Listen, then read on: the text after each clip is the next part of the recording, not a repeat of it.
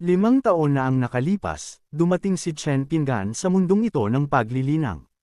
Mayroon siyang system ngunit hindi siya makapagpalakas hanggang sa makakumpleto siya ng 1,000 misyon.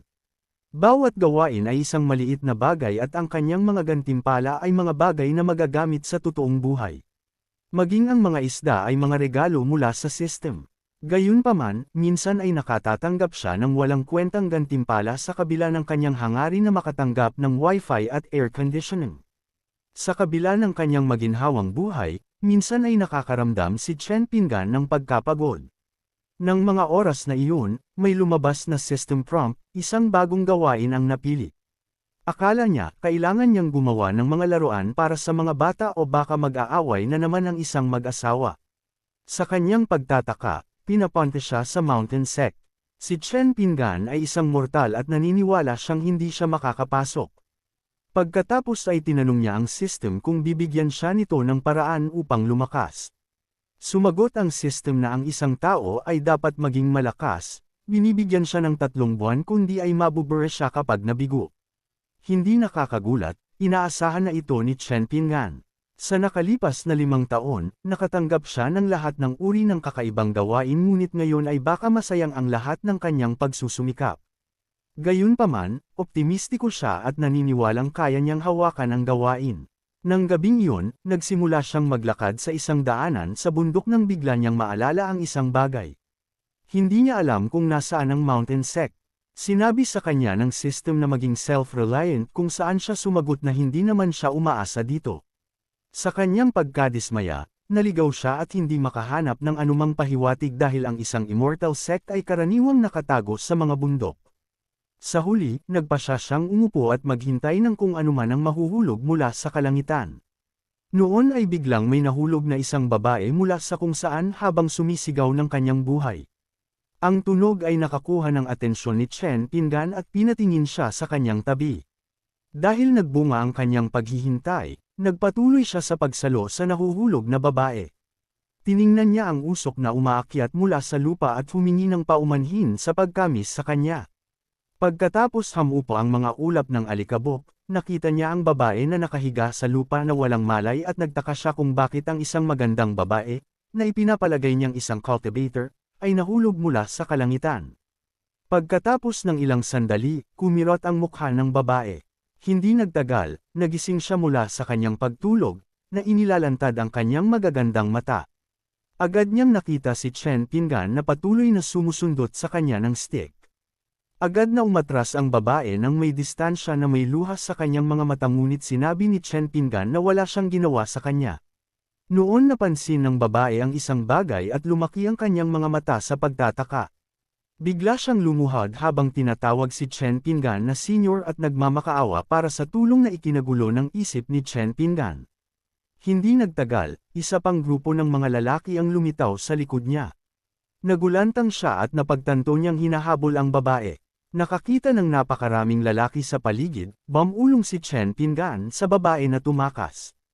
Gayunpaman, patuloy na lumuluhod ang babae na tinatawag siya na may kaawa-awang ekspresyon. Alam ni Chen Pinggan na walang saysay ang kanyang hiling at hindi niya matalo ang napakaraming immortal cultivator dahil siya ay isang mortal lamang. Sa sandaling iyon, ang grupo ng mga lalaki ay lumuhad ng walang pag-aalinlangan. Humingi sila ng paumanhin sa paggambala sa kanya. Gulong-gulo, tinanong niya sila kung para ba iyon sa mga immortal cultivator na mahilig lumuhad. Sa bahay niya, nagtataka ang mga manok kung kailan babalik si Chen Pinggan mula sa kanyang biyahe. Nahihiya ang manok dahil isa siyang phoenix, inakala niyang malas na hindi siya kasama ng kanyang amo. Nagreklamo din ang isda na bilang isang dragon, kailangan pa rin itong mamugad sa hukay. Inisip din nila ang kitchen knife na patuloy na sumisigaw araw-araw dahil sa gutom at uhaw, na gustong pumatay ng tao buong araw. Tiniyak ng manok sa lahat na kung ayaw ng amo na manakit ito ng tao, hindi maglalakas loob ang kitchen knife. Nagbago ang eksena at ang babae na nahulog mula sa kalangitan kanina ay nakatingin ngayon kay Chen Pinggan ng may pagkamangha dahil naniniwala siyang hindi siya nagkamali at hindi siya ordinaryong tao. Sa kabilang banda, ang grupo ng mga lalaki ay nanatiling nanginginig na nakaluhod.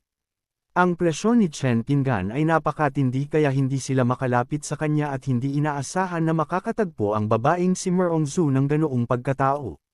Takot na takot ang mga lalaki dahil sa isang tingin sa kanila ay parang mawawasak ang kanilang mga kaluluwa.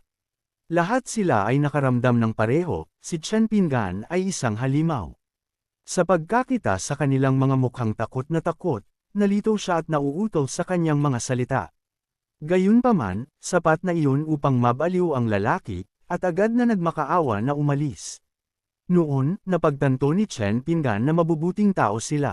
Nagpanggap siyang mabait at pinauwi ang mga lalaki. Tila pinatawad ang kanilang buhay, ang grupo ng mga lalaki na may luha sa kanilang mga mata ay nagmamadaling tumakas ng may pasasalamat. Pagkatapos ng pag-ayos ng bagay, agad siyang nilusob ng babae para yakapin. Pinasalamatan siya sa pagliligtas sa kanyang buhay kung saan nilinaw niya na wala siyang ginawa at siya ay isang mortal lamang. Hindi tinanggap ng babae ang kanyang mga salita dahil ang isang mortal lamang ay hindi makakatakot sa 4 na Jindan stage expert sa pamamagitan lamang ng kanyang dowrime, ngunit naniniwala ang babae na may dahilan siya sa pagsasabi nito. Agad siyang sumang-ayon sa kanyang mga salita at hindi gaanong kapani-paniwalang ipinahayag siyang isang mortal.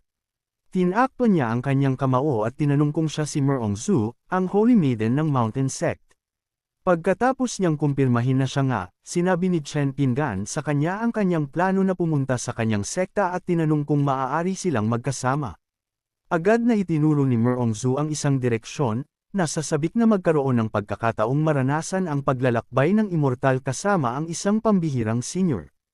Habang nasasabik na iniisip ng babae ang kanyang kinabukasan, ngumiti ng malawak si Chen Pinggan sa pag-iisip na nakahanap siya ng backdoor sa Mountain Sect at maaaring maranasan ang paglipad ng mga immortal cultivator. Lumipas ang oras, at naging naiinip siya. Sinabi niya sa babae na siya ay isang mortal at maaari lamang maglakad. Tahimik niyang inaasahan na papayag siyang ilipad siya. Salungat sa kanyang mga inaasahan, ipinahayag ng babae na lalakad siya kasama niya.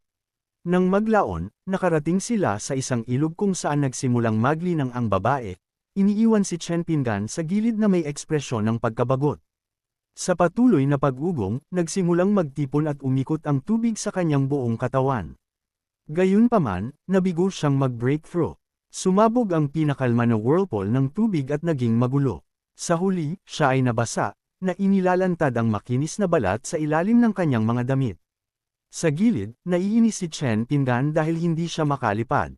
Nang marinig ang tawag ng babae sa kanya, agad niyang tinanong kung ano ang problema. Lumapit siya sa kanya at sinabi niyang mayroon siyang pabor na hihingin. Hindi nagtagal, dumating siya sa harap niya.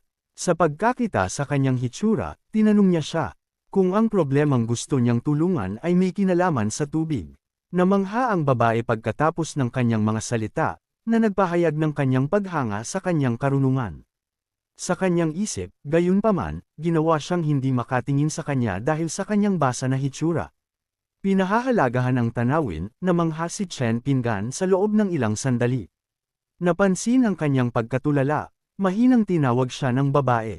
Namumula, sinabi niyang wala iyon at iniiwas ang kanyang mga mata. Ang babae, sa kabilang banda, ay namangha sa kanyang misteryosong paraan ng pagkaalam sa kanyang sitwasyon. Tinawag niya ulit siya at lumapit pa. Dumausdas siya sa kanyang yakap at nagmakaawa na tulungan siya dahil tanging siya lamang ang maaasahan niya para sa isang breakthrough kung saan siya sumagot na hindi siya maaaring makialam sa kanyang pribadong usapin. Agad niya siyang binigyan ng isang tasa ng mainit na tubig at ipinaliwanag na tatalakayin nila kung ano ang gagawin sa huli. Ipinahayag niya na ang mga immortal cultivator ay may maraming paraan upang makamit ang isang breakthrough kung saan sumagot ang babae na hindi siya makahingi ng tulong kaninuman. Tinanggap ng babae ang tasa at siya ay nagulat nang siya ay uminom mula rito. Noon siya nag-isip ng malalim sa kahulugan ng kanyang mga salita at nagtapos na sa halip na obserbahan ang tubig at maghintay ng kaliwanagan, dapat siyang maging kasama ng tubig upang maging maliwanagan.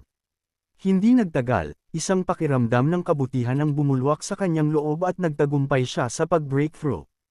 Agad siyang lumuhad at pinasalamatan siya sa kanyang payo at bilang kapalit, hindi niya makakalimutan ang malaking utang na loob.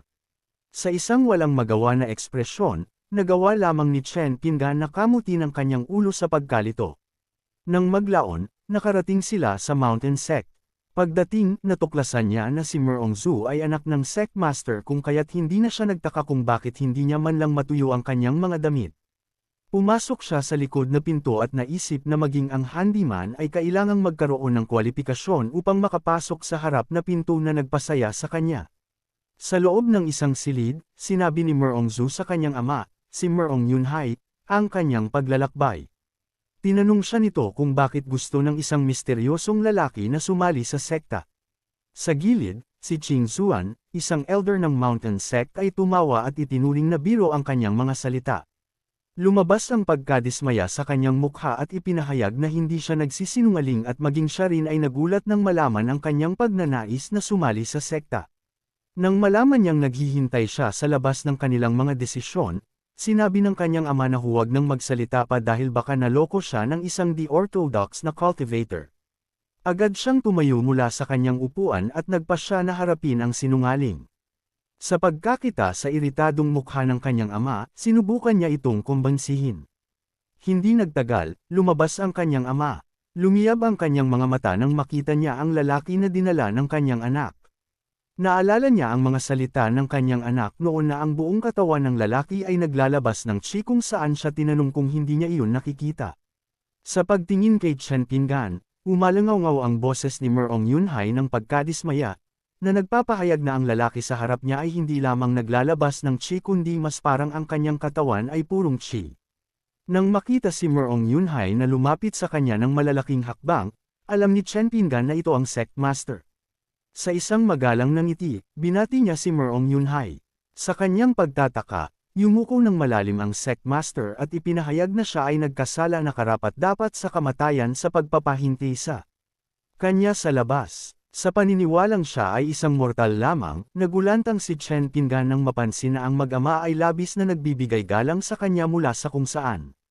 Nang makita niya ang kanyang nag-aalalang mukha, bumulong si Merongzu sa kanyang ama at ipinaalam sa kanya na ang senior ay nililinang ang kanyang isip bilang isang mortal para sa pagpipigil at mas mabuti na sumang-ayon sa kanyang mga salita kaysa galitin siya. Ngunit pagkatapos makita ang kanyang hitsura, naramdaman ng kanyang ama na hindi katanggap-tanggap na isipin si Chen Pingan bilang isang mortal. Kalaunan, ipinakilala ni Merong Yunhai ang sarili at kinumpirma na si Chen Pingan ay sumasali sa kanyang sekta. Nag-apply si Chen Pingan na maging isang handyman basta papayagan nila siyang manatili sa sekta. Agad na tinanggihan ni Merong Yunhai ang kahilingan ni Chen Pingan kung saan galit na tinutulan ng babae. Sa isang nalilitong ekspresyon, nagtaka si Chen Pingan kung bakit mas nag-aalala ang babae kaysa sa kanya. Noon, lumabas ang isang napakatalinong ekspresyon sa mukha ni Merong Yunhai habang ipinahayag niya ang kanyang pagpili na magbitiw sa kanyang posisyon bilang Sect Master, na ipinahayag si Chen Pingan bilang kanyang kapalit. Ang kanyang mga salita ay nagpukaw kay Chen Pingan at nagpasya siyang tatokon si Merong Yunhai bilang baliw. Nagmamadaling iwinagayway ang kanyang mga kamay, tinanggihan niya ang posisyon na ipinagkaloob sa kanya. Sa pagkakataong ito, isang seryosong ekspresyon ang lumitaw sa kanilang mga mukha, na pagtanto na ang posisyon ng Sect Master ay hindi sapat para tanggapin ng senior. Umubo si Merong Yunhai at sinabing hindi na siya magiging magalang. Agad na tinanggap ni Chen Pingan at umasa na hindi siya sisipain kundi masisira ang kanyang misyon. Gayunpaman, walang batayan ang kanyang mga alalahanin matapos ipahayag ng Sect Master na siya lamang ang magiging Sect Ancestor ng Mountain Sect. Sa kanyang pagkadismaya, hindi mapigilan ni Chen Pingan ang kamutin ang kanyang mukha, na pagtanto na mahirap kausapin ang mga immortal cultivator. Bagamat hindi siya makapaglinang, narinig niya ang tungkol sa herarkiya ng isang sekta. Isa lamang siyang mortal at hindi lamang magiging ninuno kundi hindi rin siya magiging kwalipikado na maging disipulo. Pagkatapos mag-isip sandali, nagpasya siyang kumbansihin sila. Noon, tumalikod si Merong Yunhai at hiniling kay Chen Pingan na magpatuloy sa bulwagan, na nagpapahayag na tapos na ang bagay at ang senior ay magiging Sect Ancestor na ngayon. Bigla, hinawakan ni Merongzu ang manggas ng kanyang ama. Ipinarating niya na nasa bulwagan ang kanyang tiyuhin at mayroon ding parehong ugali tulad niya dati at masama kung hindi niya igagalang ang senior. Matapos marinig ang mga salita ng kanyang anak, agad siyang nagmamadaling umalis. Iniiwan si Merongzu upang aliwin ang senior. Itinuro ang sect master, tinanong niya ang babae kung mayroong internal emergency kung saan siya nag-aalinlangan na sumagot ng oo.